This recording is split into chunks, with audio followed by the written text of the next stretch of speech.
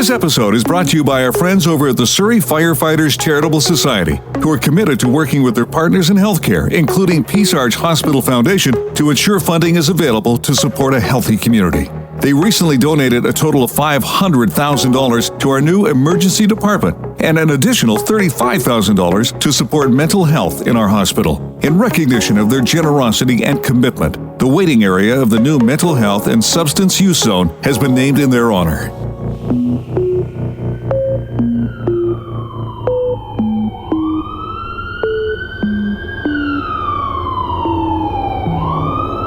What's the emergency? I'm terrified. Please hurry, please.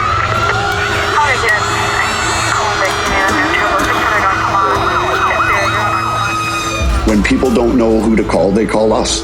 And so we're there quick. And we need to build resiliency so that we can go to these growing calls that are happening every shift so that it doesn't burden our mental health, so that we have the resiliency to be able to help the public. And of course, there's the impact on ourselves as well. We started to see the mental health impacts on our members, dealing with the different incidents that we see, the trauma that we see, the tragic events that we attend. And we knew we needed to do more for ourselves, but we needed to do more for the community as well.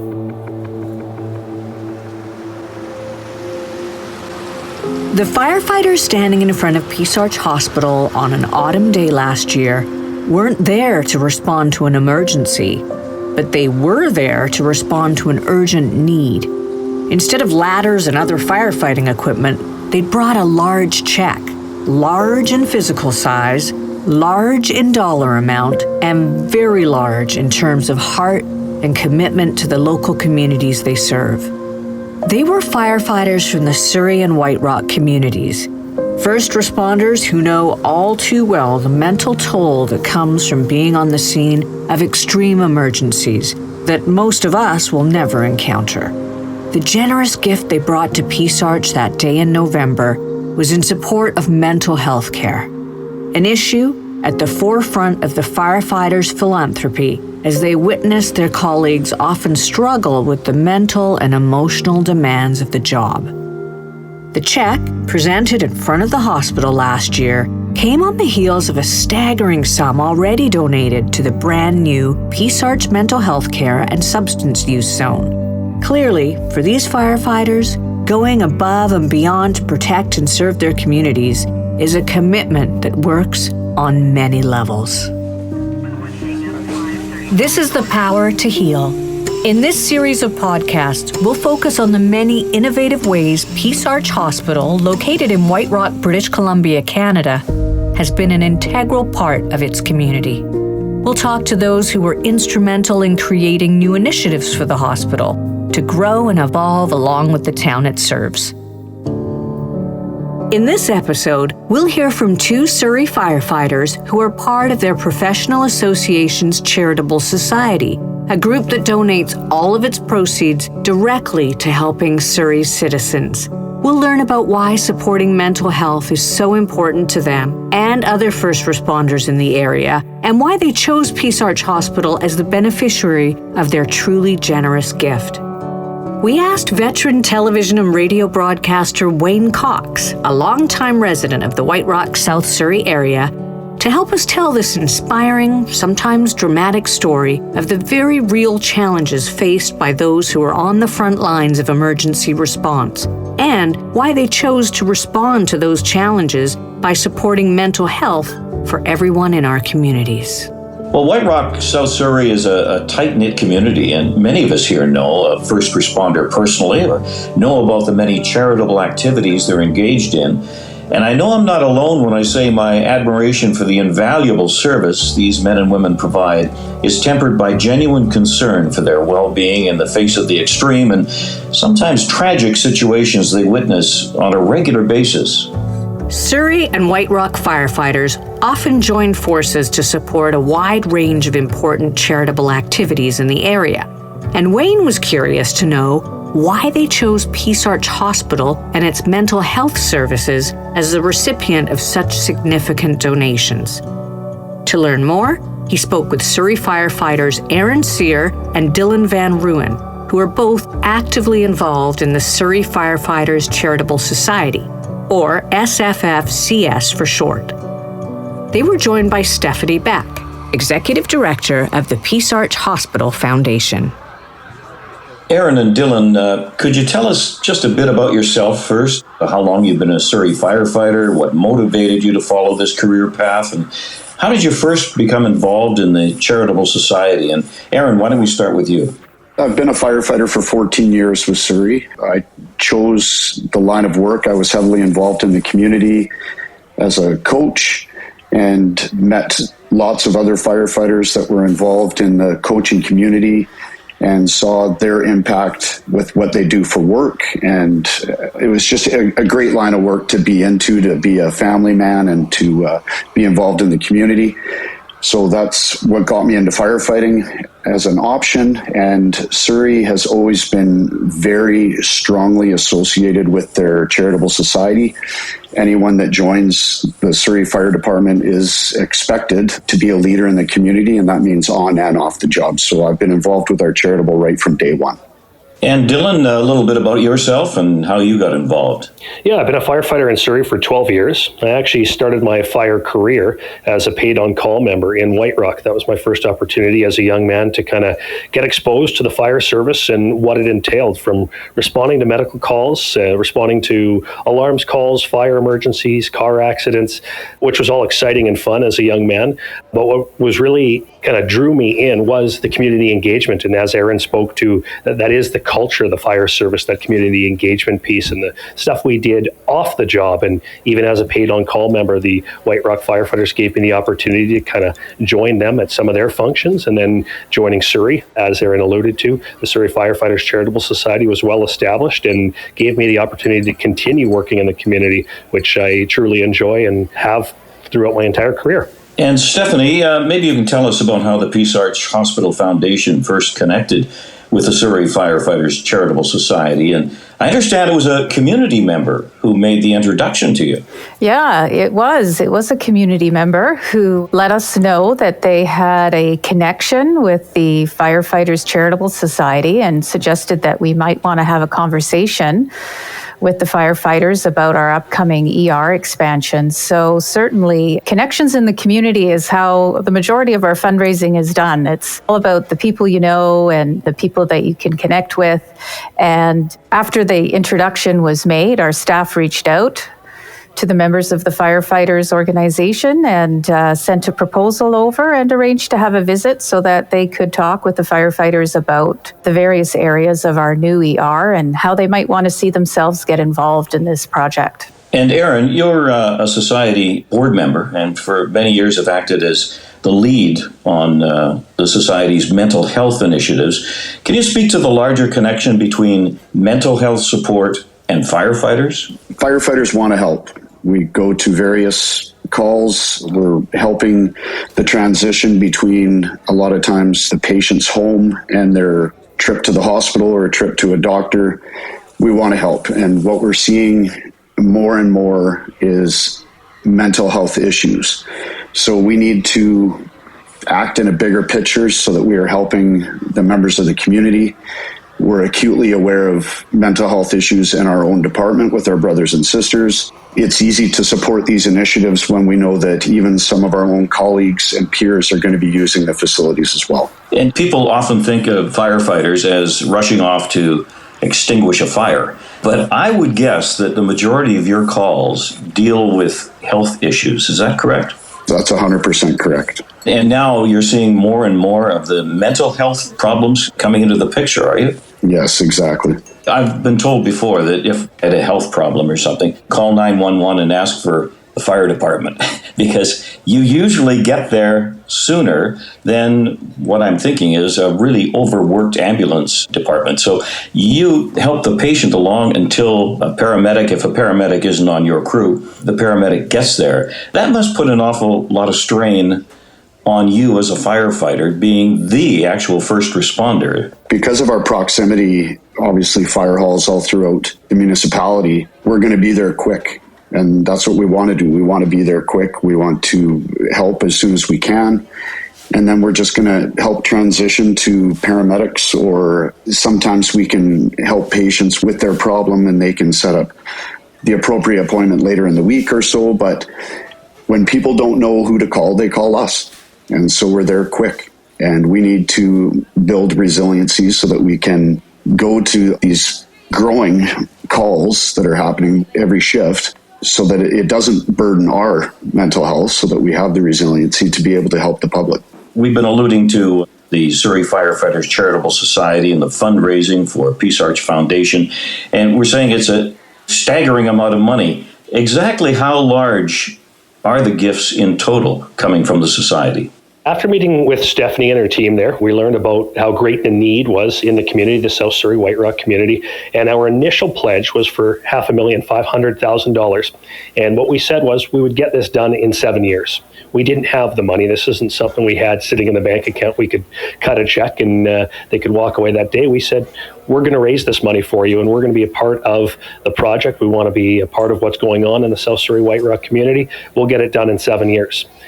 Lucky for us, our fundraising initiatives did very, very well, and we were able to complete our pledge within 4 years. So we kind of set the goal for ourselves at 5. We promised Stephanie and the team 7, and we did it in 4. So since then, we've also said, hey, we can probably do a little bit more, and we added $35,000 in addition to our $500,000. So we're sitting at $535,000 in recent years. Wow, that's an awful lot of money. What are the activities that you had going to raise that much money? We're really an event-based organization. We don't have a professional fundraising team. We do have some individual donors, but the majority of the stuff that we do is by our members, our firefighters, our dispatchers, our clerical staff getting together off-duty, volunteering their time, and hosting an event in the community. And that event could range from, we've got our Ignite a Dream wine tasting event. Our charity golf tournament actually raises now over $100,000 a year. And our charity golf tournament, the funds there are really earmarked towards healthcare initiatives in the community, not just mental health, but healthcare initiatives. So there was a great tie-in with the Peace Arch Hospital Foundation, and a lot of the funds raised there actually came through 4 years at our golf tournament.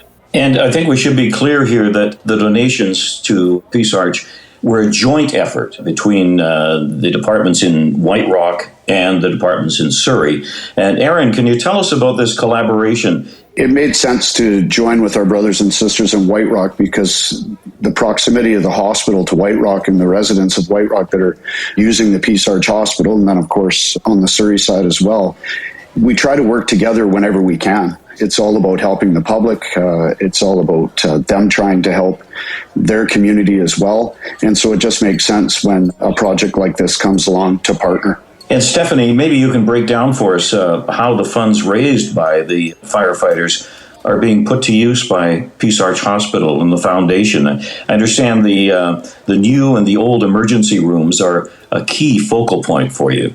Yeah, we're so grateful for the firefighters' support towards our brand new ER that is being built in 2 different stages on our campus at Peace Arch Hospital. So phase 1 of the new emergency department was a brand new freestanding building attached to our existing hospital. And of course, while the new ER was being built, our existing ER was still in service because, of course, we still have emergencies that need to be taken care of. So the new phase of the ER and the OR suites has now been completed and opened in January of this year. And immediately thereafter, they got the patients moved into the new portion of the ER, and the existing ER is now under redevelopment. And the existing ER space is what's going to be converted into the mental health treatment rooms and the mental health wing of our new ER. And that's essentially what the firefighters have funded, is that particular area of the ER. We're really thrilled to announce that will be open for patients as of October of this year. So we're really excited to have the firefighters in and come and see the new space and see the various areas that they have funded within that department. There will be family and consultation rooms in that department. There will be quiet rooms for patients. There will be a seclusion room for patients. And there will also be a separate entrance for our paramedics to be able to escort mental mental health patients into the ER so that they maintain privacy and dignity while they're being treated. So we're really excited to share that space with the firefighters this fall. Stephanie, this sounds like a real bonus for the hospital. Is that right? Yes, well, we're seeing an increase in mental health cases and also the urgency in our ERs over the last several years. And of course, COVID has exacerbated that situation. We've all heard that in the news recently, that it's becoming much more prevalent. So it's wonderful that we're able to have this space in our community in order to serve patients.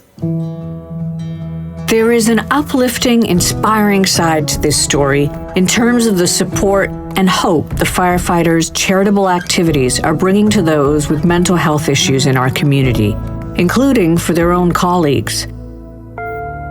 But the roots of the large donations made to the Peace Arch Hospital Foundation comes from what might be called a dark place.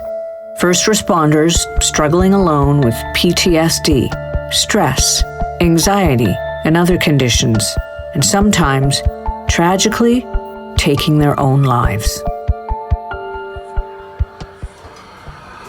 And Dylan, maybe I'll start with you and just ask you if you have any personal experience that drives the charitable efforts in terms of supporting mental health. What sort of things do you see in your job, and how does it impact you and your colleagues? One of the things we're really good at is getting to calls quickly. So we get there quickly.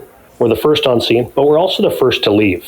So oftentimes we get on scene, we're dealing with somebody who is ill or in distress, and there is a mental health aspect to what is going on and what has led to them being in a situation where they need our help. But as I said, we clear very quickly. We're back available for the next call, and we don't ever know what happens. So one of the driving factors was we want to do something to ensure that we're not just there for the 5 to 10 minutes while we're waiting for paramedics to arrive. We want to make sure that we are contributing to the overall recovery of the people that we are dealing with. And like I said, we see a lot of those mental health impacts impacting the reason why they might have found themselves in the situation that they needed our help that day. So that's a driving factor for the Surrey Firefighters, our charitable society, why we really wanted to get involved with mental health. And of course, there's the impact on ourselves as well. We started to see the mental health impacts on our members, dealing with the different incidents that we see, the trauma that we see, the tragic events that we attend. And we knew we needed to do more for ourselves, but we needed to do more for the community as well. And that's got to be a tough situation for you, Aaron, facing these things on a daily basis, and also keeping an eye on your colleagues, because as Dylan pointed out, some people take it easier than others. Any experience in that regard? Yeah, unfortunately, Surrey has lost some members due to some mental health crisis. So that's something that we're all very aware of, and I think we're doing a way better job, especially as we get more education and knowledge in regards to resiliency with mental health issues, that we're checking on each other. We're always reaching out. We work side by side for 4 shifts in a row for a long period of time. So it's a good opportunity at some point to check in on your brothers and sisters and make sure that they're doing okay. Dylan, on top of everything, we touched on it briefly, Stephanie did, about the pandemic, about COVID. How has that impacted you and your colleagues and the community at large? What do you see out there? The impacts have been significant and far-reaching. Initially, when COVID was kind of on the news, we all kind of saw what was going on across the world and thought, it's not going to happen here. Then the reality hit. It was something here, and there was a lot of fear and there was a lot of anxiety. Our members were afraid to come to work, but knew they had to be there because we signed up to be there to help people. However, going home at the end of the day, a lot of our members have young families. There were stories of our members sleeping in their tent trailer in their driveway because they didn't know if it was safe to go in their home. So initially it was that fear, that anxiety. Then it just became the stress of the ever-changing pandemic. Every day we walked into work, there was a new rule. You weren't allowed to talk to your colleagues at shift change anymore because of cross-contamination. So all of a sudden, that social aspect that we really rely on heavily to get through a lot of the things that we see on the calls was missing. It was basically come to work, don't talk to anybody, stay far apart, don't cook together, don't eat together, and go home at the end of shift. No social, no nothing. So all those little things that we had built and that resiliency Aaron talks about, all the little things that we had in place were no longer there. So the impacts were huge. And then, as I mentioned, the far-reaching impacts on the community from our fundraising abilities. We were really an event-based fundraising group. We didn't do anything online. The idea of doing a Zoom call and chatting with people was very foreign to a group of firefighters. And the first time I got asked to do one, I kind of said, no, you can shoot me a text or give me a call. So we really learned to adapt and we learned with the community, but we also saw those impacts at calls. There was the fear of us coming into their home all of a sudden. All of a sudden, people would meet us at the front door, and you could tell they didn't really want us walking into their house because what were we bringing in with us? So there were just so many impacts, and it just kept changing. And I'm glad to say that we're kind of hopefully at the tail end of this now, and we're all a little bit more comfortable. We know what to do, but the COVID impacts and the pandemic impacts were huge on our members in the community. Aaron, as Dylan pointed out, I mean, camaraderie is the mainstay of the firefighters. So to remove that must have been devastating for you. It's very difficult. Like Dylan talked about, for a firefighter to also go home and not have that base unit that he or she relies on as well, you're lost. And we're going to people that may or may not know they have COVID. They're scared, which is adding a complete new level of their anxiety and their angst, and don't want to go to a hospital but feel super sick and don't know what the outcome is going to be if they're catching the virus. So I think overall we did our best to look after each other and made sure that we were always communicating and ask what the home situation was for our brothers and sisters so that we could assist at least with an ear as they vented about what the home situation is. And at the end of the day as well, we're all in it together. And we really do have that mentality that we've gotten into this together. We're going to come out of it together and let's be better at the end. Those are very scary times in the beginning, I'm sure, especially for firefighters, showing up at the scene and walking into someone's house not knowing what was in there. Maybe we can go back to the origins of your gift to Peace Arch. And Aaron, I'd like to ask you, when you attended with the paramedics at the old pre-expansion emergency room at the hospital, I assume that first responders have a very strong relationship with the local emergency departments. What did you see before the renovations took place? Before the renovations took place, I think you had a space that couldn't be properly utilized for the people that are there for specific reasons. Like Dylan said, the mental health aspect might not be their whole problem, but it's adding to the problem, and not having a space where a patient feels safe, overcrowded, not being attended to, or not having that quiet space is just going to exacerbate the problem. And I think that's what was there before. And it's going to be exciting to see that there's going to be space that's utilized for that distinct issue. And Dylan, we're still talking mental health issues. A lot of it is linked with homeless people, drug abuse. Even some of our younger people, it seems it's touching them too. In your experience, is this a growing problem in our area, the South Surrey White Rock area? I would say it's both a growing problem, and also we've done a great job over the last few years here creating a lot of awareness about mental health and the challenges and the reality that a lot of us will at some point in their lives struggle with things, and that childhood trauma, getting back to the youth there, does play an impact as they age and get older, and now they're in their teen years and adult years. That trauma from before has that impact on their mental health, which results potentially in some drug abuse or misuse, as well as potentially leading down the path of homelessness.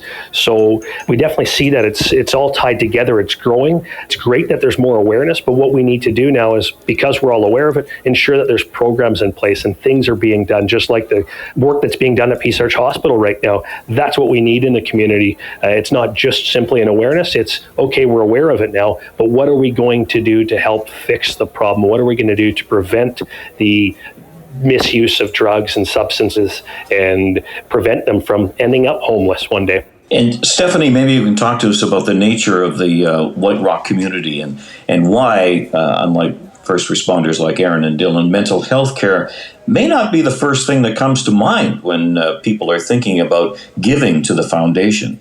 Well, Wayne, giving is a very personal experience, and it relies a lot on what people have gone through.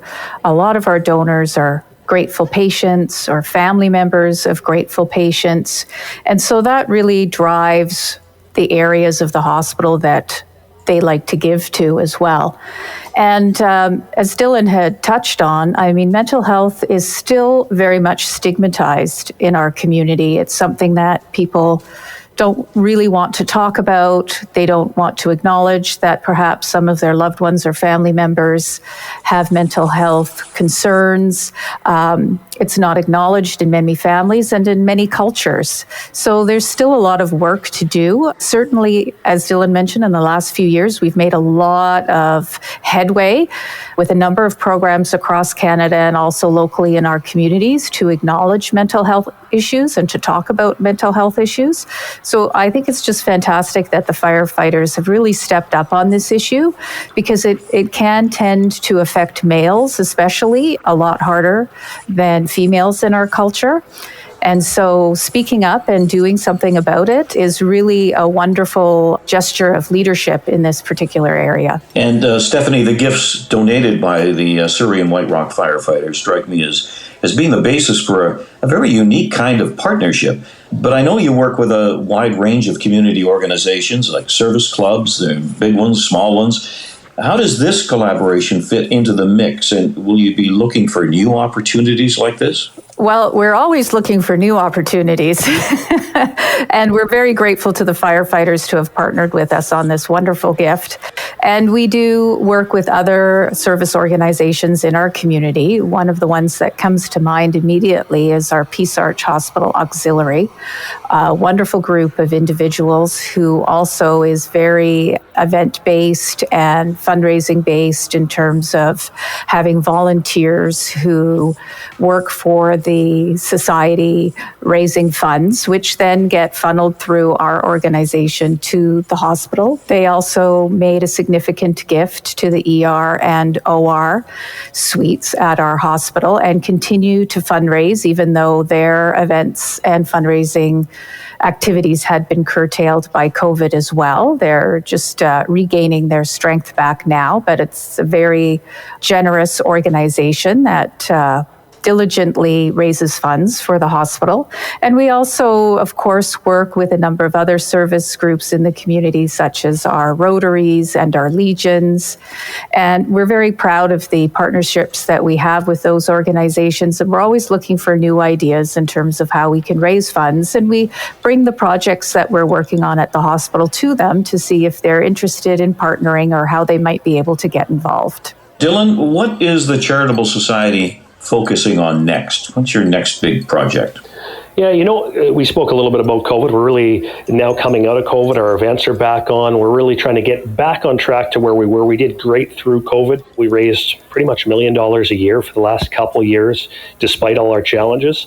However, that was through a lot of online initiatives, which are now a flooded market. So we're trying to get back to kind of our traditional fundraising, which was our members coming out and volunteering their time in the community, getting the community together. So we want to get back to our traditional fundraising efforts while we continue to support the groups that we work with, which will include the Peace Arch Hospital Foundation as we move forward. Just because our two donations are completed now, that doesn't mean that we won't continue to work there. A big thing for us is we don't just donate the $500,000 and walk away. We want to be a part of the project moving forward. We want to see it be successful and sustainable for many years to come. So we continue to give back in that way and stay connected to the projects that we started off with. And Stephanie, this is a story about supporting mental health in the community, but it's also about a growing region coming to terms with changing needs for health and wellness services. What does this generous contribution from the local firefighters suggest to you in the way of future collaborations and engagement with community organizations? Well, our foundation is somewhat unique from a number of other hospital foundations in that we also focus on community health in our community. Our legal name is actually Peace Arch Hospital and Community Health Foundation. So we're very interested in preventative health and making sure that the upstream systems keep people out of our hospital. The last place we want you to end up is in our acute care facility. So what we have started is a funding program, a grants program with our organization, where we actually fund out into the community to various other groups that are doing great work in the space of health and wellness to keep our citizens well and healthy, whether that be mental health, physical health, diet and exercise, activity-based programs. So we collaborate with a lot of other community organizations who do that great work so that we can ensure that people are receiving the preventative care and the tools and the techniques that they need to keep themselves healthy and well. All in our best efforts to keep them out of the hospital, to have them not have to call the firefighters and the ambulances in the first place. So we continue that collaboration and we continue to want to work with our community moving forward. Well, Dylan and Erin, I know that I speak for all of us in the South Surrey, White Rock area. We're very grateful to you for everything you're doing, both in your work and your charitable activities. Serve and support our community, and we thank you very much. Many thanks to you, and thank you, Stephanie, for sharing this truly inspiring story. Thank you all. The Power to Heal podcast, presented by Peace Arch Hospital Foundation in White Rock, British Columbia, takes you behind the scenes of an innovative hospital foundation and introduces you to the team who find new and sometimes surprising ways to engage with the local community and help fund the best healthcare possible in the region. Since 1988, the foundation has raised over $195 million for capital projects, medical equipment, and community health programs.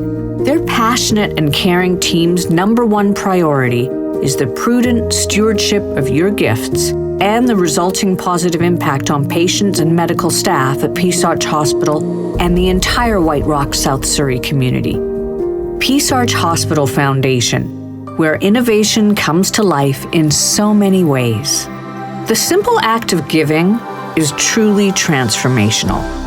Every dollar we receive is enhancing healthcare in this community, whether it's supporting our capital infrastructure, the purchase of essential medical equipment, or funding a wellness program like stroke recovery, or a children's club to encourage healthy habits and active play.